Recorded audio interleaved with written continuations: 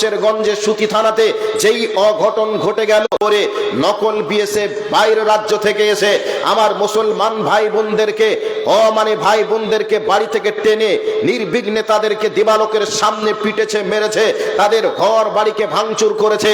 এই দৃশ্যটা দেখার পরেও আমাদের বিবেক কি একটু নাড়া দিয়েছে?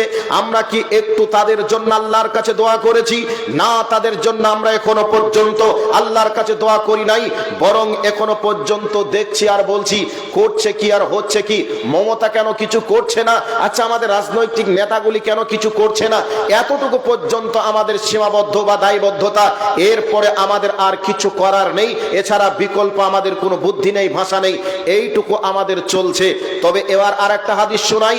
নবীজি বলছেন, এক মুসলমান অপর মুসলমান ভাই ভাই মনে করে নেন আপনারা তিন ভাই, এক ভাইকে ইটাহার বাজারে কেউ ধরে ইলেকট্রিক পুলে বেঁধে পিটাচ্ছে। এই অবস্থায় আর একজন ফোন দিয়ে বলছে, কোথায় আছিস? তো বলছে যে আমি ওই জালসা, গ্রামটার নাম কি ঘটলো নাকি ঘটলো, তো গোটলু গ্রামে জালসা হচ্ছে, মাওলানা নূর মোহাম্মদ সাহেব এসেছেন, ওনার বক্তব্য শুনছি। ও আচ্ছা, আর বক্তব্য শুনে লাভ হবে না, তাড়াতাড়ি যেখানে আছিস ওখান থেকে ছুটে আয়, তোর ভাইকে আর করছে। আচ্ছা বলুন, এই অবস্থায় আপনি এখানে বসে থাকবেন না ভাইয়ের বিপদে ছুটে পাশে যাওয়ার চেষ্টা করবেন? কোনটা? ছুটে যাবেন কি যাবেন না? যাবেন। তো নিজের ভাই মনে করলে আমরা ছুটে যাই, আমরা নিজের ভাই বলে ছুটে যাই। তাহলে আল্লাহ রসুল যে বলছেন গোটা পৃথিবীর মুসলমান ভাই ভাই, তাহলে রসুলের কথাকে আমরা অমান্য করলাম কি করলাম না? আমরা ভাই মনে করলাম।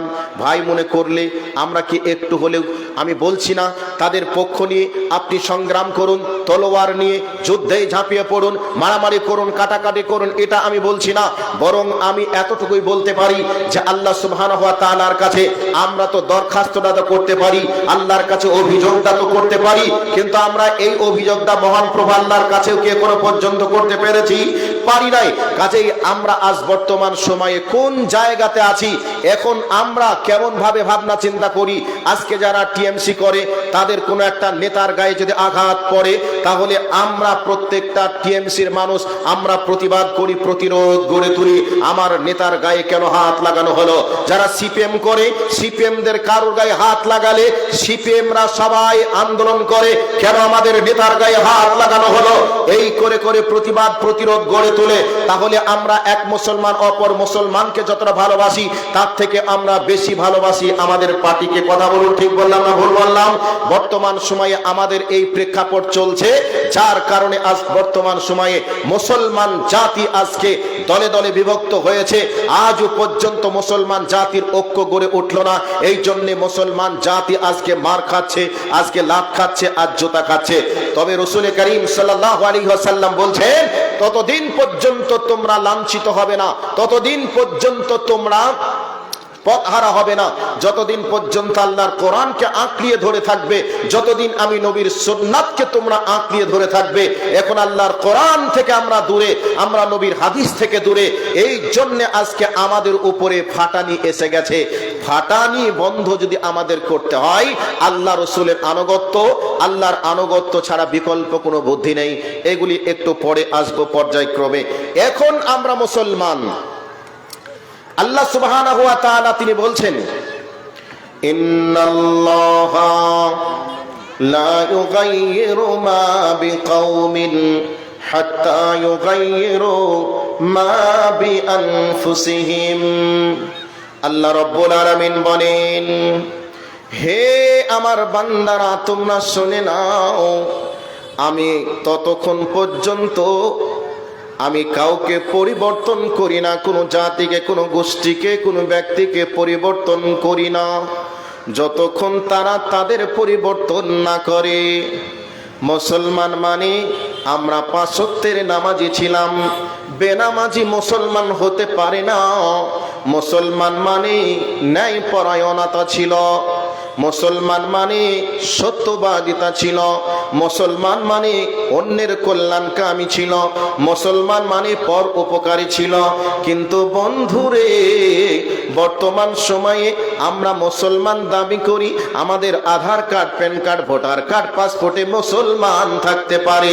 আল্লাহর নবী বলছেন তুমি নামাজ পড়ো না, এই জন্য তুমি মুসলমান নও।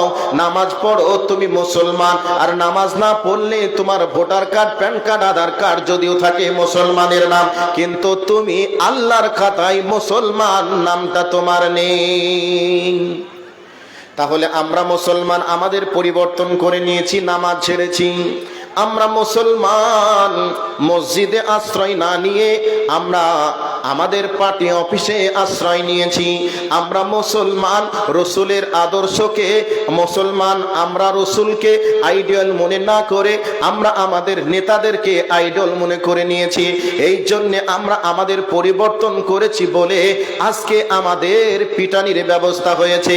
তাহলে কোরআনের এই আয়াতটাকে রেখে দিলাম, এবার একটা হাদিসের দিকে চলে যাই।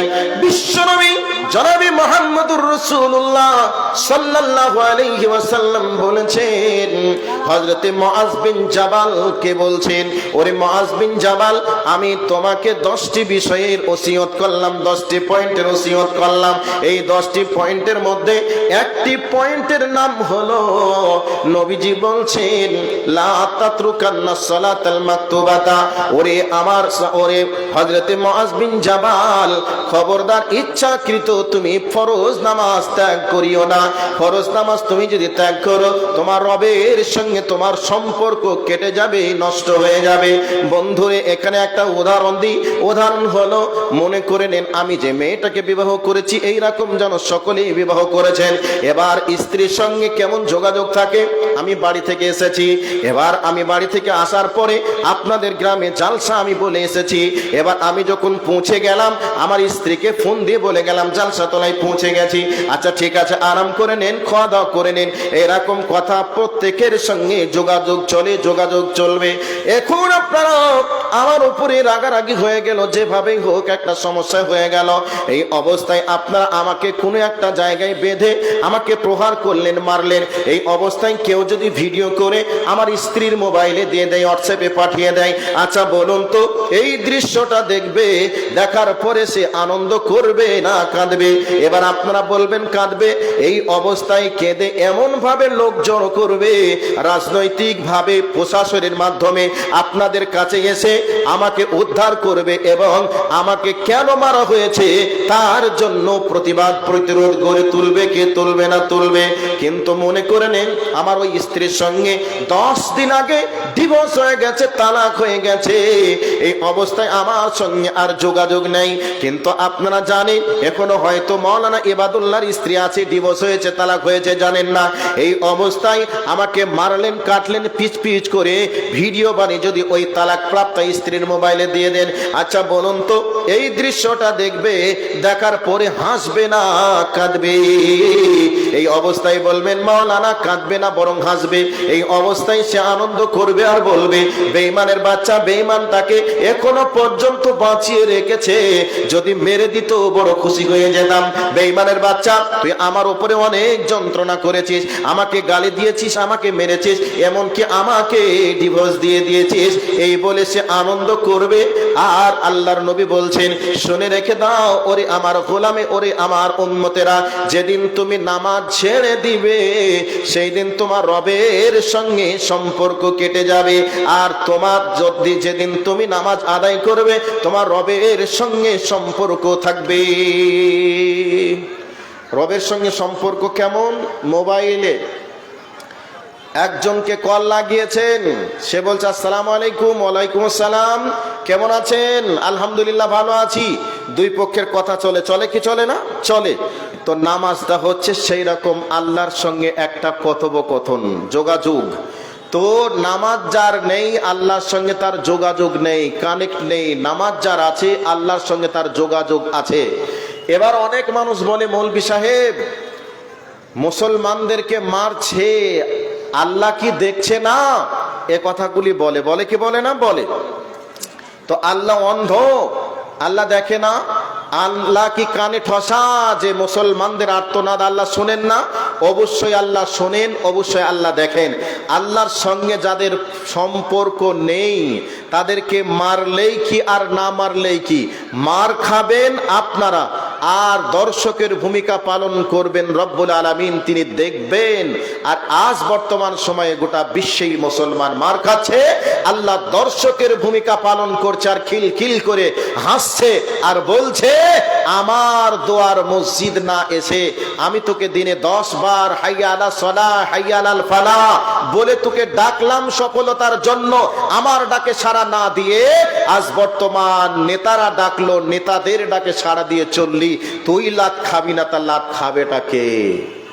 বর্তমান সময়ে শতকরা 92% মুসলমান বেনামাজি। জায়গা আছে, মহিলাদের কথা সামনের জায়গা আছে, পিছনে ভিড় না করে সামনের দিকে একটু দয়া করে চলে আসুন। পিছনে ভিড় না করে সামনের দিকে অনেক ফাঁকা জায়গা আছে, আপনারা চলে আসুন। তাহলে বর্তমান সময়ে শতকরা 92% মুসলমান বেনামাজি। যারা আবার 8% নামাজ পড়ে, তাদেরকে যদি জিজ্ঞাসা করা হয় রসুলের সালাত অনুযায়ী আপনার সালাত হচ্ছে তো, এই অবস্থায় বলবেন জানি না মাওলানা, মসজিদে যেতে হয় যাই। তো এই লোকগুলিকে যদি এবার ট্রেনিং দেওয়া হয়, তাহলে শতকরা 92% বেনামাজি তো বাদ হয়ে গেল, 8% যারা আছে এদেরকেও যদি রসুলের সালাত অনুযায়ী ট্রেনিং নেওয়া হয়, দেখবেন এই জায়গাতে 2-3% বাদ চলে যাবে। তাহলে নামাজি ব্যক্তি দুনিয়াতে কই? মার খাবে না, তা খাবেটা কে? কি হলো?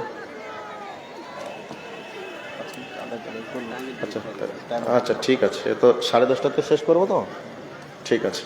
তাহলে বর্তমান সময়ে আমরা মুসলমান নামাজ পড়ি না, আমরা মুসলমান রসুলের সুন্নাত রাখি না, আমরা মুসলমান কয়েকদিন আগে আমরা সোশ্যাল মিডিয়ার মাধ্যমে দেখলাম যে একজন মুসলমানকে দাড়ি চিপে ধরে টানছে একজন মহিলা আর গালে থাপ্পড় লাগাচ্ছে। এই অবস্থায় আমাদের কলিজায় রক্তক্ষরণ হয়েছিল, আমাদের কলিজায় আঘাত লেগেছিল যে মুসলমানকে দাড়ি চিপে ধরে মারছে ট্রেনের ভিতরে। এই দৃশ্যটা দেখে আমাদের কষ্ট হয়েছিল, কিন্তু একজন মুসলমানের দাড়ি চিপে ধরে টেনে মেরেছিল, কষ্ট হয়েছিল। আমরা কতজন মুসলমান সেলুনে যাই আর টাকা দিয়ে রসুলের সুন্নাতকে দিন রাত চাঁচি, ক্লিন করি, কোরবানি করি, এটার হিসাব কি আমাদের কাছে আছে? মুসলমান নিজের পরিচয়টা দিতে চাই না, মুসলমান নিজের পরিচয়টাকে ভুলে যায়। সম্মানিত উপস্থিতি, কয়েকটা পয়েন্ট আপনাদেরকে এখানে জমা করলাম। এখন বর্তমান সময়ে গোটা পৃথিবীর অবস্থাটা একটু দেখুন।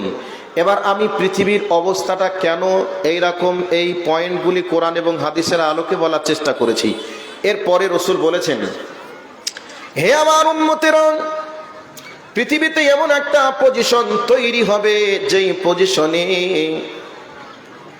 মুসলমানদেরকে মারা হবে, কাটা হবে, পিচ পিচ করা হবে। এবার সাহাবীরা আল্লাহর নবীকে জিজ্ঞাসা করেছিলেন, রসুল কেন হবে? যাই হোক, এই হাদিসটা বলার আগে একটা হাদিস আপনাদের কাছে বলে নিই। আল্লাহর নবী বলছেন, আল কুফরু মিল্লাতুন ওয়াহিদা, পৃথিবীতে ইসলাম বাদ দিয়ে যত রকমের ধর্মের মানুষ রয়েছে, সমস্ত ধর্মের মানুষদেরকে আল্লাহর নবী বলছেন একই সুতে বাঁধাই, তারা সকলেই এক। মুসলমানরা এক, আর গোটা পৃথিবীতে যত ধর্মের মানুষ আছে সব ধর্মের মানুষ তারা এক। এবার বলবেন কেমন করে? এবার হাদিসটার বাস্তবতাটা মিলিয়ে দিব। আল্লাহর নবী জনাবে মুহাম্মদুর রাসূলুল্লাহ সাল্লাল্লাহু আলাইহি ওয়াসাল্লাম বলছেন, জুলমান ও জাওরান, পৃথিবীতে এমন একটা সময় আসবে, ওই সময় পৃথিবীটা অশান্তির আগুনে যেন ভরে যাবে। অশান্তিতে মানুষ একবারে অশান্তির আগুনে দাও দাও করে জ্বলবে, কোথাও যেন শান্তিতে নেই, কোথাও শান্তি থাকবে না। গোটা পৃথিবীর দিকে তাকিয়ে দেখুন, যেন কোথাও শান্তির ভিতরে নেই। যারা মারছে তারা প্ল্যান খাটাচ্ছে কি করে মারবো, আর যারা মার খাচ্ছে তারা তো জ্বলছে, এ কথা সত্য। কিন্তু ভারতবর্ষে যারা মুসলমানদেরকে মারছে, কাটছে, কাটবো হুঙ্কার দিচ্ছে, তাদেরকেও প্ল্যান তৈরি করতে হচ্ছে, তাদেরকেও টাকা পয়সা খরচ করতে হচ্ছে, তাদেরকে দিনরাত মিটিং মিছিল করতে হচ্ছে, মারবো কোন কায়দায়, কিভাবে মারবো, এর জন্য তাদেরকেও ব্যস্ত হয়ে থাকতে হয়েছে। তবে মারতে গিয়ে তাদেরকেও তো মরতে হচ্ছে। আমি যদি কাউকে 10টা ফাইট মারি, সেও তো আমাকে একটা ফাইট মারতে পারে, এরকম একটা ব্যাপার হয়ে যাবে। আল্লাহ পাকের মতো করে হত্যা করে দেওয়া হবে। বিশ্বের এমন কোন নেতা থাকবে না যে কেন মারা হচ্ছে তার প্রতিবাদ প্রতিরোধ গড়ে তোলার জন্য। এরকম কথা বলতে বলতে সাহাবীরা আল্লাহর নবীকে বলছেন, নবী গো, তখন কি মুসলমানদের সংখ্যা কম থাকবে যার কারণে এমনটা ঘটবে? নবী বললেন, না না না, তখন মুসলমানদের সংখ্যা কম থাকবে না, বরং বেশি থাকবে। সাহাবীরা বলছেন, তাহলে কেমন করে হবে? আমরা তো বদরের প্রান্তরে মাত্র 313 জনে 1000 জনকে পিটিয়েছিলাম। 1000 জনের পরে এমনটা হবে, এমন কি করে হতে পারে? এই অবস্থায় আল্লাহর নবী বললেন, শুনে রেখে দাও, বন্যার পানির স্রোত যখন এসে যায়, ওই বন্যার পানির স্রোতে নোংরা খড়কুটো আবর্জনা যা থাকে সব যেন ভেসে ভেসে চলে যায়। এরকম একটা পজিশন হবে, মুসলমানদেরকে মারবে, কাটবে, পিস পিস করবে। ওই অবস্থায় মুসলমানদের বডির ভিতরে ঈমান নামক কোনো পাওয়ার থাকবে না। ওই অবস্থায় মুসলমানদেরকে কাটবে, মারবে, মুসলমানরা যেন কোনো কিছুই করে নিতে পারবে না। এই অবস্থায় আল্লাহর নবী 2টা পয়েন্ট দিয়েছেন। একটা পয়েন্ট হলো হুব্বুদ দুনিয়া ওয়া কারাহিয়াতুল মাউত। আমার নবী বলছেন, আমার উম্মতেরা যেই দিন দুনিয়ার প্রেমে পড়ে যাবে, সেই দিন আমার উম্মতদেরকে মারবে, কাটবে, পিচ পিচ করবে। এখন আমরা যারা মুসলমান সবাই যেন দুনিয়ার প্রেমে পড়ে গেছি। আমার ছেলেকে ডাক্তার বানাতে হবে, ইঞ্জিনিয়ার বানাতে হবে, আমার ছেলেকে মাস্টার বানাতে হবে। কেন বানাতে হবে? মাস্টার, ডাক্তার, ইঞ্জিনিয়ার, প্রফেসর হলে অনেক টাকা উপার্জন করতে পারবে, ভালো গাড়ি, ভালো বাড়ি ক্রয় করতে পারবে, ভালো মেয়ের সঙ্গে বিবাহ হবে, একবারে দুনিয়াতে বিলাসবহুল জীবন করবে। এই জন্য যেন সকলেই আমরা গাড়ি বাড়ির পিছনে ব্যস্ত হয়ে গেছি, ডাক্তার, মাস্টার, ইঞ্জিনিয়ার, প্রফেসরের পিছনে ব্যস্ত হয়ে গেছি। এবার বলবেন, তাহলে কি করা যাবে না? অবশ্যই করা যাবে। এই ডাক্তার, মাস্টার, ইঞ্জিনিয়ার, প্রফেসর করার আগে প্রত্যেকটা মুসলমানের ছেলে হিসাবে ইসলামিক শিক্ষা তার ব্রেনের ভিতরে লোড করে দিতে হবে। এবার আল্লাহর নবী বলছেন, হুব্বুদ দুনিয়া, আমার উম্মত যখন দুনিয়ার প্রেমে পড়ে যাবে, ওয়া কারাহিয়াতুল মাউত, যখন আমার উম্মতদের অন্তরের ভিতর থেকে মৃত্যুটা অপছন্দ মনে হবে, এই অবস্থায় আমার উম্মতদেরকে মারবে, কাটবে, পিস পিস করবে। আমার উম্মতরা যেন কোনো কিছুই করতে পারবে না। দুনিয়ায় আমরা সবাই ব্যস্ত হলাম সম্পদের পিছনে, আখেরাতের সম্পদের পিছনে আমরা কয়টা মানুষ ব্যস্ত হলাম? মসজিদ শূন্য, মুসল্লি শূন্য, মসজিদ, মুসল্লি নাই মসজিদে। একটা মানুষ কি ভেবেছে যে মসজিদে মুসল্লি নেই, কি করে মুসল্লি বাড়বে? মসজিদে আজকে কোরআন শিক্ষার লোক নেই, কি করে কোরআনের শিক্ষা চালু করা যাবে? এই চিন্তা চেতনার মানুষ সমাজে খুঁজে পাওয়া যাবে বর্তমান সময়ে নেই। সবাই আমরা আমাদের ছেলেকে বাংলা মিডিয়াম থেকে নিয়ে শুরু করে ইংলিশ মিডিয়াম পর্যন্ত আমরা আমাদের ছেলে মেয়েদেরকে ভর্তি করিয়ে দিলাম, কিন্তু আমরা আমাদের ছেলে মেয়েদেরকে কোরআনের শিক্ষা দিতে পারলাম না। কেউ আবার যদি একটা ছেলেকে মাদ্রাসায় ভর্তি করে, তাহলে তার বাপকে বলে, ছেলেটার ভবিষ্যৎটা নষ্ট করে দিলি, কয় টাকা উপার্জন করবে, ওর কি পেটের ভাতও করতে পারবে, এ কথা বলবে। আবার যে ছেলেটা মাদ্রাসায় পড়ে তাকে আবার বলবে, আহারে তোর জিন্দিগিটা তোর বাপ নষ্ট করে দিল, মাদ্রাসায় পড়ে তোর ভবিষ্যৎ কি আছে? মলপি হবি, মলপি হয়েই তো হয় মাদ্রাসায় পড়াতে হবে, না হয়তো মসজিদে থাকতে হবে, না হয় তোকে পরের বাড়িতে চেয়ে খেতে হবে। এইরকম কথা আমরা বলতে শুনি, শুনি কি শুনি নাই? শুনি। আরে ভাই, মাদ্রাসায় পড়লেই কি আপনাকে মাদ্রাসায় পড়াতে হবে? মাদ্রাসায় পড়লেই কি আপনাকে মসজিদের ইমাম হতে হবে? আপনি করুন, কিন্তু সর্বপ্রথমে আপনাকে কোরআনের শিক্ষাটা আপনাকে দিতেই হবে। যদি আপনার সন্তানকে এই শিক্ষাটা না দেন, তাহলে জানবেন আপনার ছেলের সঙ্গে আপনি বেঈমানি করলেন। আপনার ছেলে যেদিন জাহান্নামের আগুনে পুড়বে, সেই দিন আপনার ছেলে আপনার বিরুদ্ধে আল্লাহর কাছে অভিযোগ দায়ের করবে যে আমার আব্বা, আমার মা আমাকে কোরআনের শিক্ষা না দেওয়ার কারণে আজকে আমাকে জাহান্নামে আসতে হয়েছে। আল্লাহ, এই অপরাধটা আমার নয়, বরং অপরাধটা হচ্ছে আমার আব্বা এবং আমার মায়ের। এ কথা কিয়ামতের মাঠে আপনার সন্তান আপনার বিরুদ্ধে বলবেই বলবেই। সেই জন্য ডাক্তার করুন, মাস্টার করুন, ইঞ্জিনিয়ার করুন, সমস্যা নেই, কিন্তু আপনার ছেলেকে প্রাথমিক অবস্থায় কোরআনের শিক্ষা আপনাকে দিতেই হবে। ইসলামিক জ্ঞান আপনার সন্তানের ব্রেনের ভিতরে ইনস্টল করতেই হবে। এটা যদি আপনি না করেন, তাহলে রাসূল যে আপনার উপরে শিক্ষাকে ফরজ করেছেন, আপনি যদি আপনার সন্তানকে না দিতে পারেন, আপনার সন্তানের ভবিষ্যৎ আপনি নষ্ট করলেন, আসামির কাঠগড়ায় দাঁড় হতেই হবে। সেই জন্য সম্মানিত উপস্থিতি, আপনাদেরকে বলছি, আল্লাহর নবী বলেছেন, দুনিয়ার উম্মতেরা যেদিন দুনিয়ার প্রেমে পড়ে যাবে সেই দিন অপমান হবে, মার খাবে। এখন তৈরি হবে 300 ঘরের মানুষ যদি ইচ্ছা করে কেউ রড দেবে, কেউ বালু দেবে, কেউ সিমেন্ট দেবে, সব যদি কেউ একা নাও দিতে পারে, কিছু না কিছু অংশগ্রহণ তো করতেই পারে। মসজিদে গিয়ে বলতেই পারে, সর্দার সাহেব আমার টাকাটা নেন, এই টাকা দিয়ে সিমেন্ট কিনবেন, এই টাকা দিয়ে আপনার লেবারের বেতন দিবেন, এই টাকার বিনিময়ে রড কিনবেন, বালু কিনবেন, পাথর কিনবেন। এই ধরনের চিন্তা চেতনা হওয়ার আমাদের প্রত্যেকটা মুসলমানের কর্তব্য ছিল। এই কর্তব্যটা যতদিন পালন করেছিল ততদিন সম্মানের সহিত এই পৃথিবীতে মুসলমানরা বেঁচে ছিল। এই কর্তব্য থেকে যখন মুসলমানেরা ফিরে গেল, মানে পালিয়ে আসলো, কর্তব্য যখন পালন করলো না, তখন মুসলমানদের উপরে নির্যাতন নেমে এসেছে। সেই জন্য এমনি দিয়ে যেত। সেই জন্য বলছি, আল্লাহর নবী বলেছেন, আখিরাতের দিকে লক্ষ্য রেখে একটা হাদিস শোনাই। আল্লাহর নবী বলছেন, আহাব্বুল বিলাদি ইলাল্লাহি মাসাজিদুহা ওয়া আবগাজুল বিলাদি ইলাল্লাহি আসওয়াকুহা। আল্লাহর নবী বলছেন, তামাম পৃথিবীতে আল্লাহর কাছে যত জায়গা আছে, সমস্ত জায়গার মধ্যে দামি জায়গার নাম হলো মসজিদ। পৃথিবীর মধ্যে সবথেকে নিকৃষ্ট মানের জায়গার নাম হলো বাজার। এটা আমার কাছে নয়, আপনার কাছে নয়, এটা আল্লাহর কাছে। সবথেকে নিকৃষ্ট মানের জায়গাটার নাম হলো বাজার, আর সবথেকে উৎকৃষ্ট জায়গার নাম হলো মসজিদ।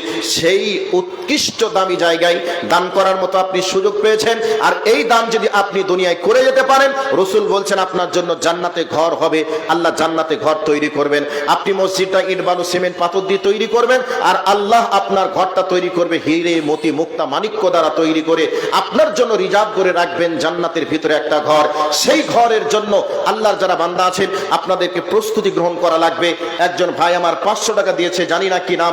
500 টাকা আল্লাহ তোমার বান্দা তোমার ঘর তৈরির জন্য দান করেছেন। আল্লাহ তোমার বান্দা দানকে তুমি সাদরে মঞ্জুর করো। মাশাআল্লাহ, জাযাকাল্লাহ খায়রান জাযা ফিদ দুনিয়া ওয়াল আখিরা। আল্লাহুম্মা সাল্লি আলাইহি, আল্লাহুম্মা বারিক আলাইহি। সম্মানিত উপস্থিতি, সামনে যারা বসে আছেন আপনাদের উদ্দেশ্যে বলছি, সামনে বসে আছেন যারা, কেউ কি একটা 1000 টাকা দেওয়ার লোক আছেন সামনে? আমার টাইম শেষের দিকে চলে এসেছে। 5 মিনিট কালেকশনের জন্য বলেছিলেন, এবার আমি কালেকশনের জন্য 2টা হাদিস আপনাদের কাছে শুনিয়েছি, তো আর মাত্র 2-3 মিনিট মতো আছি। একজন কেউ আছেন সামনে বসে, একটা 1000 টাকা দিবেন। একজন উঠে আসুন, বিনিময়ে আল্লাহকে বলবেন, আল্লাহ আমার দায়িত্ব তোমার ঘরে দান করা, তোমার দায়িত্ব হচ্ছে আমার জন্য জান্নাতে একটা ঘর তৈরি করা। আল্লাহ তোমার জন্য, তোমার জান্নাতে ঘরের আশায় আমি তোমার ঘরের জন্য একটা 1000 টাকা দিলাম। এই নিয়াতে একজন কে আছেন একটু তাড়াতাড়ি আসুন তো। একটা 1000 টাকা। সামনে যারা বসে আছেন তাদের কাছে আর একটু বলবো, 500 টাকা করে 10 জন মতো ব্যক্তি কে কে দেওয়ার মতো আছেন একটু উঠে আসুন। তবে একজন ভাই আমার আসছেন, ইনশাল্লাহ উনি একটা 1000 টাকা দিবেন, এটা আমি দেখে বুঝতে পারছি। সামনে যারা আছেন 500 করে টাকা, তাড়াতাড়ি একটু আসুন তো ভাই। আমার একজন ভাই আমার, উনি 1000 টাকা দান করেছেন। মাশাআল্লাহ, জাযাকাল্লাহ খায়রান জাযা ফিদ দুনিয়া ওয়াল আখিরা। আল্লাহুম্মা সাল্লি আলাইহি, আল্লাহুম্মা বারিক আলাইহি ফি আহলিকা ওয়া মালিকা। আয় আল্লাহ তোমার বান্দার দানকে তুমি কবুল করো, তোমার বান্দার মনের নেক আশাকে তুমি পূরণ করো, আমিন আল্লাহুম্মা আমিন। ভাই সামনে যারা আছেন 220 টাকা এবং একজন মহিলা 200 টাকা নগদ এবং একটা নাকমাছি দান করেছেন সোনার। আল্লাহ তোমার বান্দির দানকে তুমি কবুল করো, আল্লাহ তোমার বান্দির দানকে তুমি সাদরে মঞ্জুর করো, জিন্দেগীর গুনাহগুলিকে আল্লাহ তুমি ক্ষমা করো। আয় আল্লাহ ওরা আত্মীয় স্বজন যারা নাফিরার দেশে চলে গেছে সবার কবরের শাস্তিকে তুমি মাফ করো। আয় আল্লাহ ওনাকে তুমি শিফায়ে কামিলা আজিলা দান করো। রানাউল হক উকিল 5000 টাকা। ইটাহার থেকে উকিল সাহেব, ইটাহার থেকে আলাউল হক, উনি 5000 টাকা দান করেছেন। রানাউল হক ভাই আমার 5000 টাকা দান করেছেন। মাশাআল্লাহ, জাযাকাল্লাহ খায়রান জাযা ফিদ দুনিয়া ওয়াল আখিরা। আল্লাহুম্মা সাল্লি আলাইহি, আল্লাহুম্মা বারিক আলাইহি। আয় আল্লাহ তোমার বান্দার দানকে তুমি কবুল করো। আরেকজন ভাই আমার 1000 টাকা নগদ দিয়েছেন। মাশাআল্লাহ, জাযাকাল্লাহ খায়রান জাযা ফিদ দুনিয়া ওয়াল আখিরা। আল্লাহুম্মা সাল্লি আলাইহি, আল্লাহুম্মা বারিক আলাইহি। আয় আল্লাহ তোমার বান্দাদের দানকে তুমি সাদরে মঞ্জুর করো। ভাই আর কেউ আছেন? আচ্ছা, 10:30 হয়ে গেছে, ছেড়ে দিই নাকি? ছেড়ে দিই তো। যাই হোক, 10:30 টাইম ছিল, 10:30 হয়ে গেছে, আর আমি সামনে আগাচ্ছি না। আপনাদের জলসা মসজিদ আপনাদেরকে বানাতে হবে, অবশ্যই আপনারা দিবেন। এখান থেকে আমার বক্তব্য সমাপনে দিচ্ছি। ওমা আলাইনা ইল্লাল বালাগ। আসসালামু আলাইকুম ওয়া রাহমাতুল্লাহি ওয়া বারাকাতুহু।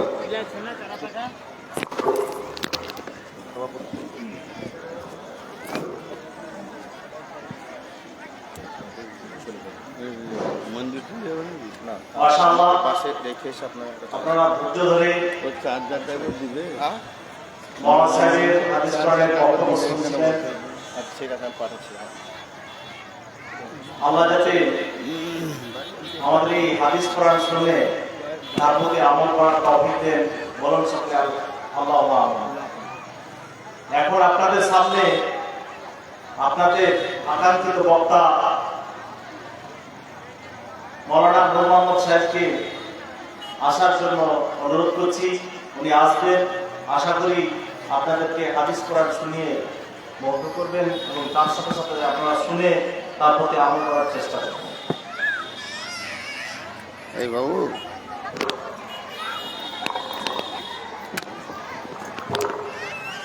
এই তো কার?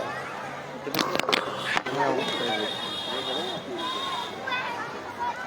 ইন্নালিল্লাহ। এটাতে আমি হাতের ছাড়া বসতে পারি না। এই এই এই পানির বোতল দেন একটা। হায় আল্লাহ।